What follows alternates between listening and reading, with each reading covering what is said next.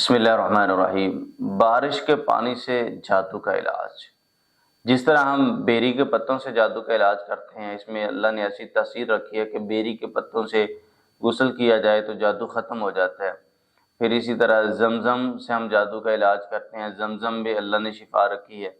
عجوا کھجور سے ہم جادو کا علاج کرتے ہیں، اور رسول صلی اللہ علیہ وسلم نے فرمایا کہ جو 7 دانے عجوا کھجور کے صبح کے وقت کھاتا ہے، شام تک اس کے اوپر نہ کوئی جادو اثر کرتا ہے نہ کوئی زہر اثر کرتا ہے۔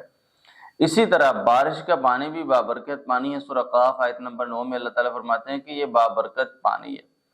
تو بارش کا پانی، جب آپ بارش ہو رہی ہو، بارش میں دعا بھی کر سکتے ہیں۔ یہ قبولیت کا وقت بھی ہے کہ جس وقت بارش ہو رہی ہو آپ اس میں دعا کریں۔ حضور علیہ السلام نے فرمایا کہ اللہ تعالیٰ اس دعا کو رد نہیں کرتے۔ اور پھر اسی طرح آپ بارش کا پانی جمع کر لیں، اس کے اوپر سورۃ الفاتحہ، آیت الکرسی اور معوذتین پڑھ کے دم کریں، اس پانی کو آپ پئیں، اور اس پانی سے آپ غسل بھی کر سکتے ہیں۔ اور بارش کے پانی سے اگر آپ بیری کے پتوں کو ڈالیں تو اس سے اور زیادہ فائدہ ہوگا۔